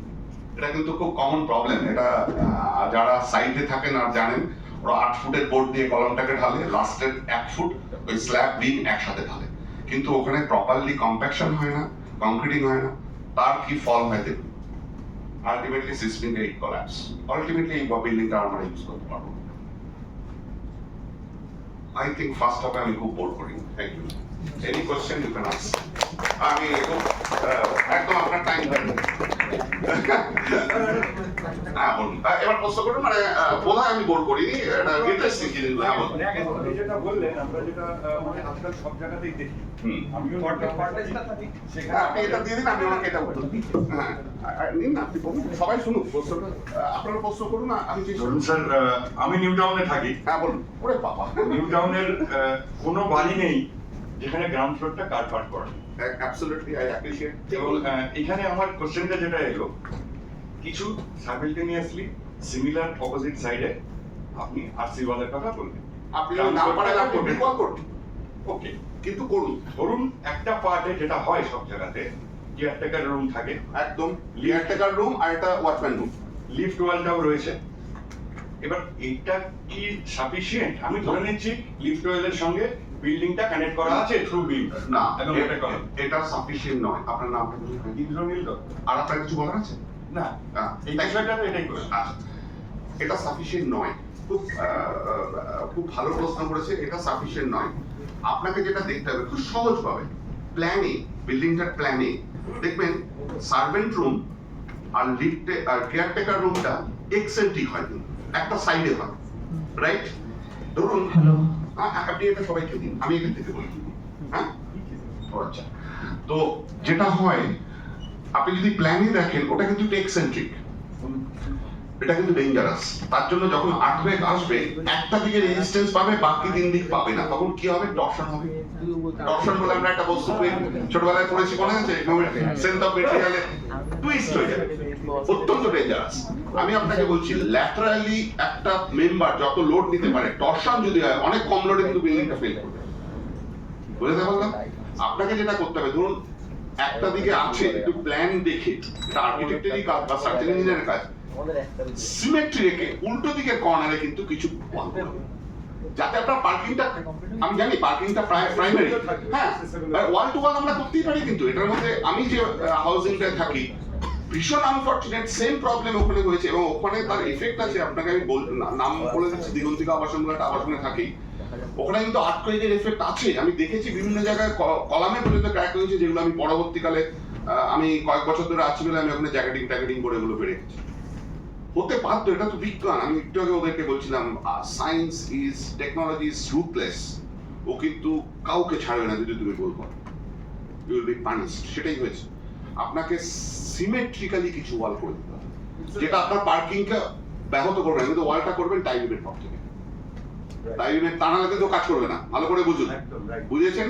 মানে একটা জাস্ট কনফাইন করে দেওয়া, যখন আর্থকোয়েকটা আসবে একটু বেটার বিহেভ করবে, আর কিছু না। খুব সিম্পল। আমি কিন্তু যে কটা জিনিস বলেছি, আমি কোনো লিফটওয়েলকে টাই আপ করলেও, বিল্ডিং এর সঙ্গে টাই আপ করলেও এটা নেসেসারি। প্লিজ ডু ইট। আচ্ছা, আর কি আছে বলুন?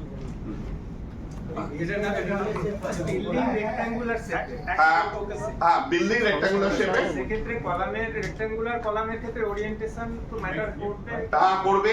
আমরা সবসময় চাই যেটা উইকার অ্যাক্সিস আছে সেই অনুযায়ী তুমি কলামটাকে এমন ভাবে প্লেস করো যাতে ওই অ্যাক্সিসে তোমার আইটা বেটার বেশি হয়, সেইভাবেই করতে হবে। এবং ইন জেনারেল আমরা তাই করি যখন রেক্ট্যাঙ্গুলার বিল্ডিং হয়, জানি প্রচুর।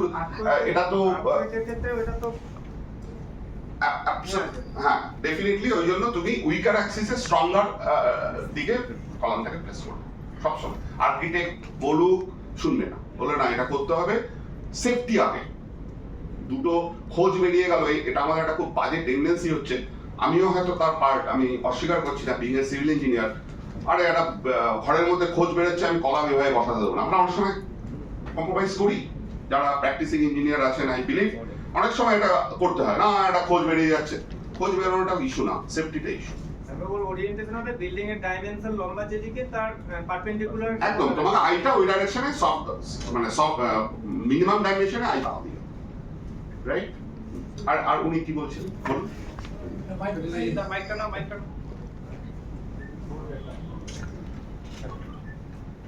হ্যালো, আচ্ছা, এটা আরে কোনো কারণ হচ্ছে না, বলুন না। আর আমি তো ওটা মাইক আছে, আপনি বলুন, আমার তো মাইক আছে। আচ্ছা, ওই আপনার কদম আর বিম জংশনটা, হ্যাঁ, আমরা অনেক সময় সাইট ইনস্পেকশনে গিয়ে দেখি ওই ইন বিটুইন রিং পড়ে না, স্টিরাপ দেয় না, আমি জানি। তখন আমি সমস্ত প্রচুর লড়াই করেছি এটা।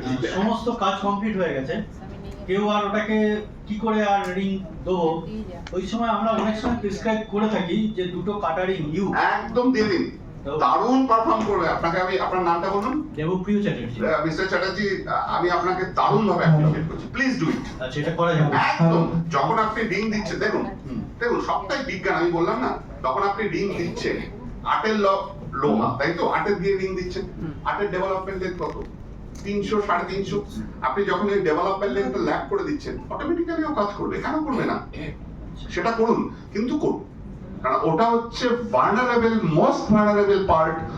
সারা পৃথিবীর লোক রিসার্চ করে আবিষ্কার করে ফেলেছে সমস্ত আরসিসি ফ্রেম স্ট্রাকচারের ফেলিওর ইনিশিয়েট হয় ওই জায়গা থেকে। Please do it, I appreciate. Thank you mister Chatterjee. আর কারোর প্রশ্ন থাকলে স্টুডেন্টরা প্রশ্ন করছিল কেন? স্যার এটা ছোট হ্যাঁ বলুন।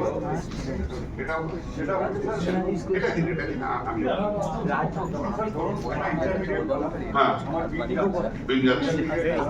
আমাদের জেনারেলি সাইটে আমরা যে প্র্যাকটিস দেখি বিমটা এলো টপের বা বটমের যে এন্ড রিইনফোর্সমেন্টটা আছে ওটাকে কলামের বাইরে দিয়ে আমরা নিয়ে চলে যাই। No, এবারে no. এটাই হচ্ছে bad practice. Bad practice don't do ইট। এখন আর এই প্র্যাকটিসটা হবে না দাদা, কেন বলুন তো? এখন কলাম 300 হয়ে গেছে এটা হয়ে গেছে অনেকটাই। অনেকটা। তা না হলে আপনাকে যেটা করতে হবে সেটা আমি অলরেডি দেখিয়েছি, হয়তো বেশি দীর্ঘায়িত করিনি। সুহাস আমাকে বলে দিয়েছে 45 মিনিট।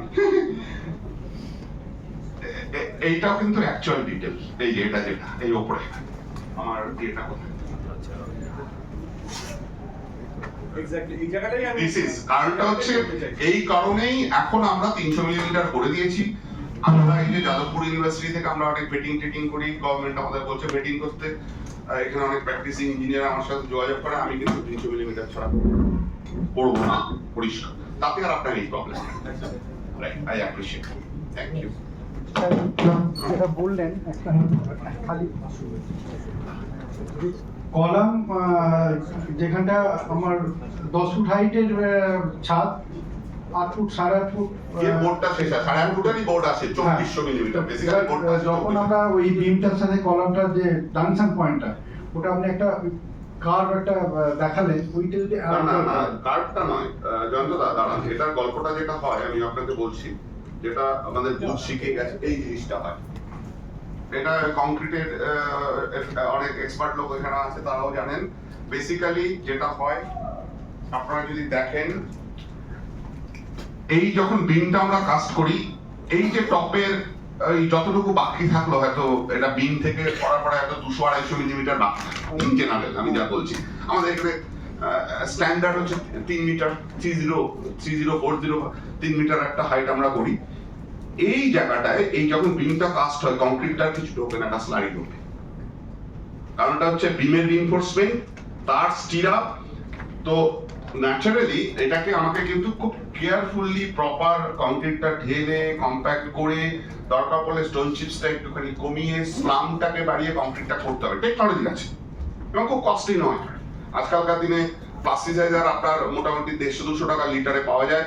একটা টোটাল 4000 স্কোয়ার ফিটের ছাদ ঢালতে গেলে হার্ডলি হয়তো আপনার 3-4 টাকা প্লাস্টিসাইজার লাগবে। প্লাস্টিসাইজার অ্যাড করুন to increase the slump so that this kind of problem is not going to happen. It's a major flaws. ভাবুন যখন সিসমিক আসলো, ঠিক একটা ছোট্ট ভুলের জন্য পুরো বাড়িটা ক্ষতিগ্রস্ত হয়। আপনাকে প্লাস্টিসাইজার অ্যাড করতে হবে, কোনো উপায় নেই, unless you will not be able to cast in a proper way. Right? Thank you. Please. Basement থাকাটা তো থাকলে তো সেভ হ্যাঁ? বেসমেন্টে যদি basement is a good proposal. Basement থাকলে কি হয়, বেসমেন্টের ওয়ালটা একটা প্যাসিভ সাপোর্ট হিসেবে কাজ করে, আর্থকোয়েকে অনেক বেটার পারফর্ম করে। আই অ্যাপ্রিশিয়েট, কিন্তু সেটার সঙ্গে দেখতে হবে বেসমেন্টের ওয়ালের ওপাশের মাটিটা কিন্তু প্রপারলি কম্প্যাক্ট হয়, তা নাহলে কিন্তু রিঅ্যাকশনটা নেবে না। ঠিক এই কারণে ডিজাইনাররা তার সুবিধাটা নেয় না, ওরা ধরে রাখে যেটা আছে আছে। কিন্তু হ্যাঁ, আর্থকোয়েকে বেসমেন্ট ডেফিনেটলি অনেক বেটার পারফর্ম করে। কার পার্ক থাকলে রাইট? হ্যাঁ বলুন। ওই যে আমাদের কনসিল ওয়্যারিং এর ক্ষেত্রে, হ্যাঁ কনসিল ওয়্যারিং এর ক্ষেত্রে যখন আমার কন্ডুইট পাইপগুলো স্ল্যাবের মধ্যে দিয়ে যায়, সেটাতে একটা দেখা যাচ্ছে কিছু ফেলিওর হচ্ছে। সিপেজ মেইন প্রবলেম হচ্ছে ওখান থেকে ক্র্যাক হয়, সিপেজ। 1 নম্বর। 2 নম্বর হচ্ছে যখন আমরা এক গাদা পাইপ বিমের নিচের তল্লি দিয়ে, যেখানে শেয়ার ফোর্স ম্যাক্সিমাম, সেখানটা দিয়ে পাস হয়। একদম এটা স্ট্রাকচারাল ইঞ্জিনিয়ার বলছেন সেই পয়েন্টটা আগিয়ে দিয়ে প্রপারলি করতে। কারণটা হচ্ছে আমরা জানি যে প্রত্যেকটা বিমের একটা স্পেসিফিক জোন আছে, যেটাকে আমরা বলি নিউট্রাল জোন, অর্থাৎ যেখানে অ্যাকচুয়ালি কোনো ফোর্স আসে না, স্ট্রেন আসে না। যারা স্ট্রেংথ অফ মেটেরিয়াল পড়ে ওরা জানুক না, বিম উপরে কম্প্রেশন, নিচে টেনশন। সেই জন্য পাইপটাকে সবসময় আমাদের ওই নিউট্রাল জোনের কাছাকাছি জায়গা থেকে নিতে হবে। আমরা কিন্তু নিচে বা উপরে করতে পারি না, কারণটা ওই পাইপের এরিয়াটা আইদার আমরা রিইনফোর্সমেন্ট কংক্রিটে লস করছি বা রিইনফোর্সমেন্টটা প্রপারলি বিহেভ করবে না, যেটা উনি বলতে চেয়েছেন। রাইট? ঠিক আছে। স্যার, হ্যাঁ ওই ধরুন ফার্স্ট ফ্লোর হয়ে গেছে, তার সেকেন্ড ফ্লোর করার জন্য যে রিনফোর্সমেন্টগুলো ছেড়ে রাখা হয় হুম। পরবর্তীকালে ল্যাব করতে গিয়ে হ্যাঁ। দেখা গেল হয়তো প্রপার ডেভেলপমেন্ট লেন্থ বা ল্যাব লেন্থ পাচ্ছে না, সেক্ষেত্রে কি ওয়েল্ডিং নো করা যেতে পারে? Welding is not allowed. কারণটা হচ্ছে এগুলো থার্মোমেকানিক্যালি ট্রিটেড বার। আপনি জানেন 1786 বলে আমাদের একটা কোড আছে, একটা রিইনফোর্সমেন্ট বারের বাইরে এবং ভেতরের কিন্তু পুরো লেয়ারটা আলাদা। যখনই আপনি ওয়েল্ডিং করবেন, হিট ট্রিটমেন্ট করলে ওই লেয়ারটা ডিস্টার্ব হয়, রিইনফোর্সমেন্ট বারের পারফরম্যান্স খারাপ হয়ে যায়। সেক্ষেত্রে আপনি দুটো কাজ করতে পারেন। এক হচ্ছে আপনি কেমিক্যাল অ্যাঙ্কারিং বলে একটা বস্তু হয়, আজকালকার দিনে কিন্তু খুব ইজিলি পাওয়া যায়। কোম্পানির নামগুলো অ্যাজ এ প্রফেসর বলা উচিত না, তাও আমি বলছি। হিলটি আর ফিশার্স, এরা খুব ভালো কেমিক্যাল অ্যাঙ্কারিং এর কোম্পানি। এরা মোস্টলি বিদেশি, আমাদের দেশে as such এখন ফোস্ট্রক বানাচ্ছে, ওরাও খারাপ বানাচ্ছে না, আমি কোম্পানির নাম বলেই দিলাম, যাই হোক, এটা ঠিক নয়। তো এই কোম্পানি থেকে আপনি কেমিক্যাল প্রথমে ড্রিল করুন, কেমিক্যাল দিয়ে ওই কলামটা রিইনফোর্সমেন্টটাকে অ্যাঙ্কার করুন। This are better options because this technology is available. এখন কিন্তু এটা খুব কম পয়সায় দারুণ ভাবে আপনি এক্সিকিউট করাতে পারেন। কিন্তু ওয়েল্ডিং করবেন না, because welding as per codal guideline, আমিও বিং এ প্রফেসর আর আপনারাও স্ট্রাকচারাল ইঞ্জিনিয়ার, আমি কখনোই বলবো না এটা বেআইনি কাজ করবে। এটা এগেইনস্ট দ্য কোডাল গাইডলাইন। শুধুমাত্র কোড বলেছে পাইলিং এর রিইনফোর্সমেন্টে ওরা ল্যাক লেন্থে অ্যালাউ করে, তার একটা মেজর কারণ আছে। কারণটা হচ্ছে, আপনাকে আমি বুঝিয়ে বলি, পাইলের রিইনফোর্সমেন্ট কিন্তু অ্যাজ সাচ কোনো ল্যাটারাল লোড নিতে হয় না, পাইলে সিসমিক হয়, রাইট? সেই জন্য পাইলে অ্যালাউ করেছে কোড, তাছাড়া কিন্তু কোনো জায়গায় অ্যালাউ করে। Please don't do it. Okay? এখন তো এমএস আসে না, এমএস ডট না, এমএস তো এখন উঠে গেছে, আপনি পয়সা দিয়েও এখন এমএস পাবেন না। এমএস থাকলে বোধহয় করা যেত। এমএস থাকতে পারে, এটা পুরোনো, আজ থেকে 40 বছর আগে তো সবই 40, হ্যাঁ ঠিকই বলছেন, 90 এর দশক পর্যন্ত এমএস বার ছিল, তারপর টর তারপর তো টর এলো, তারপর এখন তো টিএমটি। যতদিন এমএস ছিল আমরা ক্রাইম করে হ্যাঁ, এমএস এর তো আমরা এমএস এর তো কোডেশনের প্রবলেম অনেক কম, কারণটা হচ্ছে কার্বন কন্টেন্ট কম। কারণ আপনারা জানেন কার্বন কন্টেন্ট বাড়লে, মানে স্ট্রেন বাড়লে আপনার কোডেশন বাড়বে, এটা পরীক্ষিত। এই যে যারা এই বাগবাজার দিয়ে যান, দেখবেন একটা আর্চ ব্রিজ করা আছে, এটা কিন্তু 1940s এ ব্রিটিশরা বানিয়ে গেছে। ভাবুন, কোনো কোডেশন নেই। আজকে প্রায় 85 বছর হয়ে গেল। মানে আমি রিসেন্টলি কেএমডিএ এর ওটা ইন্সপেক্ট করলাম, কোনো কোডেশন কিচ্ছু নেই। 85 ইয়ার্স ইজ স্টিল রানিং। ভাবুন, এখনো ওখান থেকে কয়েক হাজার গাড়ি যাচ্ছে, কিচ্ছু নেই। ঠিক আছে, তাহলে এবার আমরা পরের প্রোগ্রাম কি সুভাষ দা অনুমতি নিচ্ছি, আর তো কিছু আরো 8 মিনিট আছে। খারাপ লাগছে যে স্টুডেন্টরা কোনো প্রশ্ন করছে না কেন? এই স্টুডেন্ট, তোমরা প্রশ্ন করো, কি রে ভাই? বলো বলো। আমরা সাইটে, মানে আমরা রিসেন্ট সাইট ভিজিট করেছি, বলো বলো, দাঁড়িয়ে বলো, বোর্ড যদি বলো।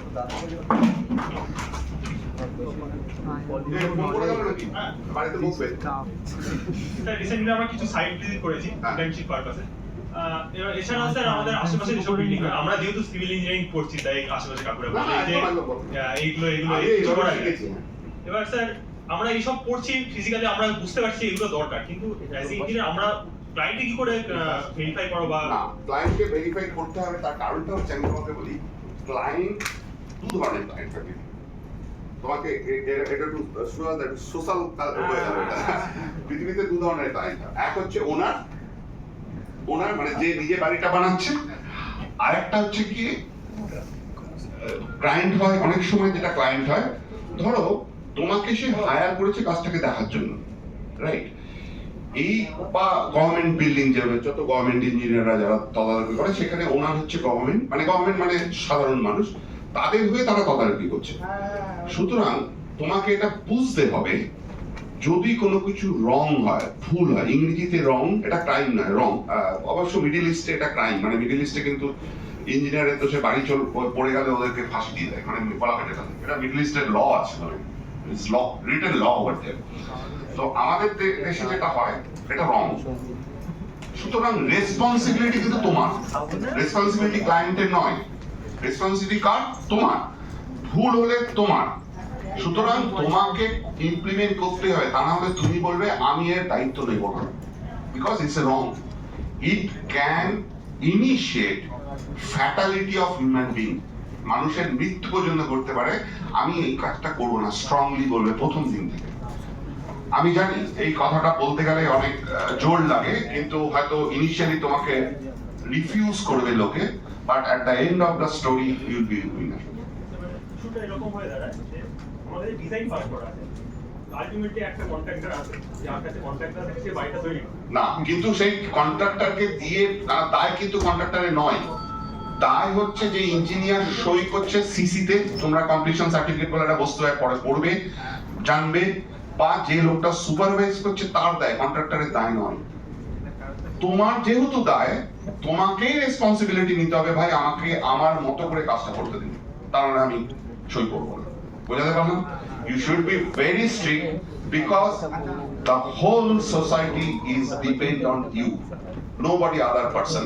Contractors, আজকে এই কন্ট্রাক্টর এ আছে, কালকে বি আসবে, কালকে সি আসবে, কন্ট্রাক্টর চেঞ্জ হয় প্রচুর, গভর্নমেন্ট প্রজেক্টও চেঞ্জ হয়, বাট রেসপন্সিবিলিটি ইজ yours. বোঝাতে পারলাম?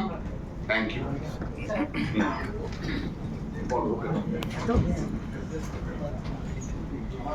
বললেন যে কলম আর বিম জয়েন্টে স্টিরাপটাকে একটা দিতে এক্সটেন্ড, তাহলে স্যার ওখানে আমরা তো ডেভেলপমেন্ট লেন্থ দিই, ওখানে যে ক্র্যাক জেনারেট করার জন্য না, কিছু ডেভেলপমেন্ট লেগ কিন্তু অ্যাজ পার কোডাল গাইডলাইন অনুযায়ী তুমি বিম কলামের জাংশনে ডেভেলপমেন্ট দিতে পারো, সেটা কোড বলে দিয়েছে। বুঝতে পেরেছো? প্রথম কথা। আর দ্বিতীয়ত ধরো একটা দুটো রিইনফোর্সমেন্ট ডেভেলপমেন্ট লেন পড়লো লংজিটিউডাল, আমি তোমাকে ছবিটা পার করে দেখাই, তাতেও তোমার স্টিরাপ দিতে কি অসুবিধা? আমি তো দেখতে পাচ্ছি না, আমি তোমাকে বলে দিচ্ছি, উত্তর দিচ্ছি, আমার প্রশ্নের উত্তর দিচ্ছি। আমি তোমাকে কি বলেছি?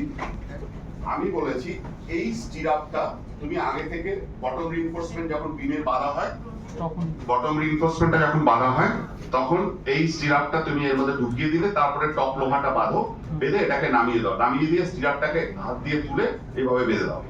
Stage 1, stage 2, stage 3। মানে স্যার কটা স্টিরাপ থাকবে তাহলে? এটা অ্যাট লিস্ট তোমার যদি 500 মিলিমিটার হয়, কোডাল গাইডলাইন অনুযায়ী 150 সেন্টার টু সেন্টার, দুটো বা তিনটে দিতে হবে। 100 মিলিমিটার সেন্টার। এটা এক্সট্রা আমরা তো স্যার ডেভেলপমেন্ট প্রোভাইডেড করি। ডেভেলপমেন্ট লেন্থ অন্য জিনিস, মানে ডেভেলপমেন্ট দুটো ইনফোর্সমেন্ট, একটা তো একটা ব্যাক হচ্ছে তার যে ডিসটেন্স আছে সেটা হচ্ছে ডেভেলপমেন্ট। এক্সট্রা বার সেটা তো এইখানে তোমাকে ডেভেলপমেন্ট দিতে হবে, আমি তো বলছি স্টিরাপের কথা, ভালো করে বোঝো। এটা হচ্ছে এন্ড কলাম, বিম কলাম জাংশনে, এখানে তোমাকে ডেভেলপমেন্ট দিতে হবে, আমি সেটা বলছি না। ওটাই বলছি। না না না, ওটা তুমি দাও। সিজমেন্ট আটকাবে। না, ওটা আটকাবে ডেফিনেটলি, বিম কলাম জানতে তো বিমটা কলাম থেকে খুলে বেরিয়ে চলে যাবে, ব্যাপারটা বোঝো, ডেফিনেটলি আটকাবে। আর আমি তোমাকে যেটা বলছি এইটা এই যে স্টিরাপ গুলো করা, দুটো আলাদা জিনিস, বুঝতে পেরেছো? Thank you. স্যার বলছি ওই ইন্টারমিডিয়েটের কলমের ক্ষেত্রে বিমটাকে ভেতর দিয়ে লোহাটা গেছে কলমের ভেতর দিয়ে, এইন্ডে কি হবে? এইন্ডে কি ওই হ্যাঁ এইন্ডে বাইরে সেম হবে। ঠিক আছে। তা না হলে যদি অসুবিধা হয়, আপনি যেটা উনি বললেন চুরির মতো পড়িয়ে দিন, তাও কাজ করবে, ডেফিনেটলি কাজ করবে। স্যার বলছি যে আমাদের যে বলছে আমাদের যে ভূমিকম্প যে রিডিং আমরা পাই কতটা হচ্ছে, কতটা ভূমিকম্প হচ্ছে, সেই রিডিংটা কি আমাদের কোনো স্ট্রাকচারকে ফেলিওর করতে মানে ডিপেন্ড করছে এটার উপরে? আচ্ছা, রিডিং এর দুটো জিনিস বাবা ভুল বুঝিয়ে বলি। এই যে রিডিংটা না, রিডিংটা একজন আমেরিকান জার্মান সায়েন্টিস্ট রিক্টার বলে একটা লোক আবিষ্কার করেছিল, সেটা কিন্তু এবং খুব অদ্ভুত ভাবে, সে কিন্তু মেকানিক্যাল ইঞ্জিনিয়ার, সে সিভিল ইঞ্জিনিয়ার ছিল না।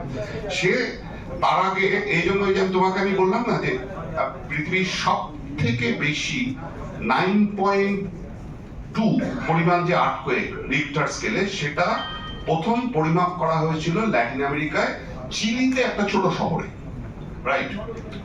এবার প্রশ্ন হচ্ছে এই রিক্টার স্কেল বস্তুটা কি? রিক্টার স্কেল হচ্ছে এই যে ভূমিকম্পে যে মাটিটা কাঁপে, কম্পনের মাত্রা অ্যামপ্লিটিউড থেকে একটা রিক্টার একটা স্কেল হয়, সেই স্কেল থেকে বলা হয় 6.7, 7.5, এই যে আমরা সময় বলি না, সেটা হচ্ছে একটা মাত্রা। কিন্তু খুব অদ্ভুত ভাবে এই মাত্রাটা দিয়ে কিন্তু সবসময় আর্থকোয়েকের পরিমাপকে তুমি পরিমাপ করতে পারবে না, তার জন্য মডিফাইড মার্কসেলি হলো একটা স্কেল, এমএম স্কেল, সেটা হচ্ছে আবার একজন ইটালিয়ান বিজ্ঞানী আবিষ্কার করলেন। মডিফাইড মার্সেলি হচ্ছে কিন্তু অনেক বেটার স্কেল, যেখানে বলা হয় কতটা এনার্জি বেরিয়েছিল এবং স্ট্রাকচারটা কতটা ক্ষতিগ্রস্ত হয়েছিল। এই ক্ষতিগ্রস্তটা কিন্তু আমরা এফেক্ট থেকে বুঝতে পারি, রিডটা দিয়ে তুমি ডাইরেক্টলি বুঝতে পারবে না। বোঝা গেল? আচ্ছা, আর ভূমিকম্পের মাত্রা দুটো জিনিসের উপর ডিপেন্ড করে, কতটা কাঁপছে, কতক্ষণ ধরে কাঁপছে, অ্যামপ্লিটিউড এন্ড টাইম। ধরো কোনো একটা জায়গায় আর্থকোয়েক হলো, অ্যামপ্লিটিউড অনেক বেশি বাট টাইম ছিল মাত্র 1 সেকেন্ড, সে আর্থকোয়েক কিন্তু অতটা ক্ষতিগ্রস্ত নাও হতে পারে। বাট প্রত্যেকে অনেক কম অ্যামপ্লিটিউডের আর্থকোয়েক, কম কেঁপেছে কিন্তু অনেকক্ষণ ধরে কেঁপেছে, সে কিন্তু অনেক ফ্যাটাল হয়ে যেতে পারে। বুঝতে পারলাম? আলটিমেটলি স্ট্রাকচারে কতটা এফেক্ট হচ্ছে সেটা দেখে আমরা মডিফাইড মার্সেলি বলে একটা স্কেল আছে সেখান থেকে পাবো। বুঝতে পারলাম? রিক্টার, মডিফাইড মার্সেলি আর হচ্ছে টোটাল এনার্জি রিলিজ, এই তিনটে জিনিস পাবে। স্যার আর বলছি, হ্যাঁ আর একটা প্রশ্ন ছিল, সেটা হচ্ছে কোনো স্ট্রাকচার ফেলিওরের জন্য কি আমরা আরসিসি কে মানে দায়ী করতে পারি এরকম? না না না, তাই না। আরসিসি তো দেখো, আরসিসি স্ট্রাকচারটার কোলাপস থেকে রুখছে, ওই টোটাল লোডটা ট্রান্সফার করছে। এবার যদি স্ট্রাকচারটা কোলাপস করে, আরসিসি ফেলিওর হলে স্ট্রাকচারটা কোলাপস করবে। সুতরাং ওই রুখছে, ওটা ও যদি ইনঅ্যাডিকুয়েট হয়, ও যদি ইমপ্রপার হয়, তাহলে ওর মাধ্যমেই কোলাপস করবে। কিন্তু দায়ী ওইভাবে বলা যায় না, যে কাজ করছে তার তো ভুল হবে, সেটাই হয়। যদি ভুলটা হয় তখন ওটা দিয়ে কোলাপসটা initiate. Okay, thank you. Sir আমার একটা প্রশ্ন। হ্যাঁ বলো।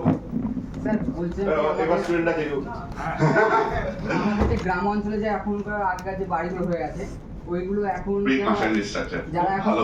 উপরে যে দোতলা করার জন্য প্ল্যান করছে তারা তো কলম দেয়া নেই, তারা যদি এখন যে কলমটা যদি দেয় এক্সটারনালি দাও, তারা তাহলে কি ছাদের যে লোডটা ওর কলমটা কি কলমে নেবে, তুমি এক্সটারনালি দাও। বহু জায়গায় আমরা এরকম ভাবে করে দিয়েছি। রিসেন্টলি আমি একটা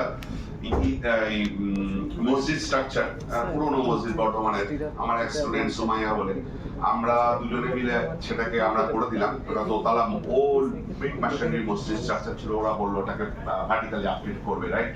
তখন সেটা কিন্তু পিএনআইটি ভেটিং সেলেও গিয়েছিল, মানে গভর্নমেন্টকে আমাকে কনভিন্স করতে হয়েছে, আমাদের একটা সম্ভব না, সেফটি ইজ রিলেটেড। সেক্ষেত্রে আমরা এক্সটার্নালি কলাম তুলে পুরো স্ল্যাবের লোডটাকে বাইরে দিয়ে দিচ্ছিলাম, লার্জ স্প্যানের কিন্তু তার পদ্ধতি, কিন্তু কেস টু কেস বেসিস। দেখো civil engineering is a very complex thing. খুব ছোট কাজও কিন্তু ছোট নয়, ছোট কাজের মধ্যে এত বুদ্ধি লাগাতে হয় তুমি মাথা খারাপ হয়ে যাবে, ছোট্ট একটা স্ট্রাকচার। সুতরাং কিন্তু সেটা প্রপারলি কেস টু কেস বেসিসে প্রপারলি ডিজাইন করে করা যায়। Possibilities are there. Okay? Thank you.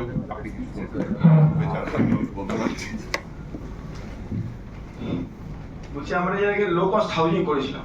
হ্যাঁ, কি দিয়ে করেছিলেন? ওই টালি? হ্যাঁ, টালি স্ল্যাবের রিইনফোর্সমেন্টটার মাঝখানে টালি দিয়ে। লো কস্ট হাউস থেকে যারা মানে আমরা যারা ডিজাইনের সঙ্গে যুক্ত আছি তারা দেখেছি যে যেই যখনই আমরা ভূমিকম্প মানে কি করলাম 2.5-2.7% মানে গুণ টাইমস বেড়ে গেল খরচ।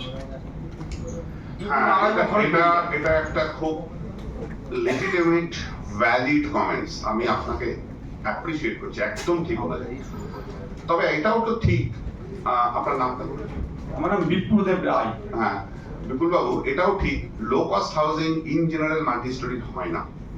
Generally low cost housing is a concept, basically one storey max two max 2 storey, mostly one স্টোরিতেই করা হয়েছে। ওয়ার্ল্ডে যত লো কস্ট, আমাদের ইন্ডিয়াতে যত লো কস্ট হাউজিং এর কাজ হয়েছে, সেখানে কি করা হয়েছে?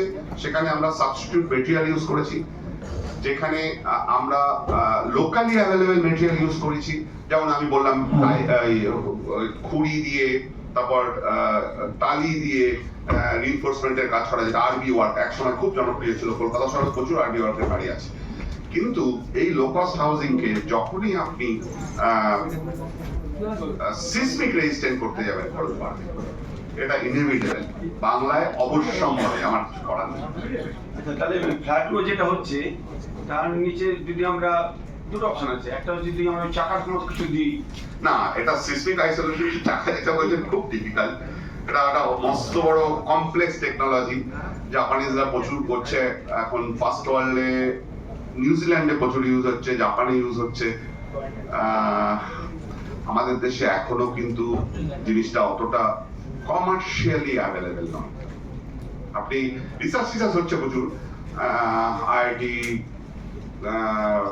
গুয়াহাটি খুব ভালো কাজ করছে, আইএসসি ব্যাঙ্গালোর করছে, ওরা কিছু কিছু বিল্ডিং এ সিসমিক আইসোলেটর যেটাকে বলা হয় সেটা লাগানো হয়েছে, কিন্তু খুব এই টেকনোলজি কিন্তু এখনো আমরা যে খুব লার্জ স্কেলে অ্যাডপ্ট করতে পেরেছি তা না, এবং এটা কমপ্লেক্স টেকনোলজি।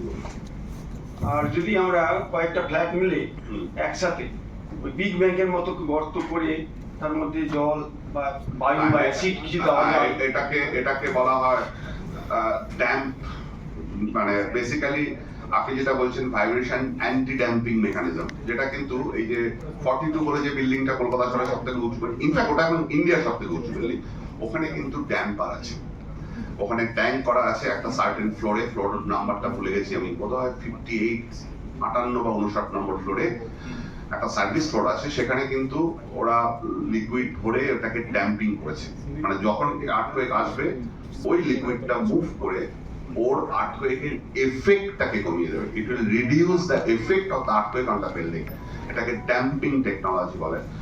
সেইটা খুব উঁচু বাড়ি ছাড়া ভায়াবল না, 4 তলা 5 তলা তো এটা ভায়াবল।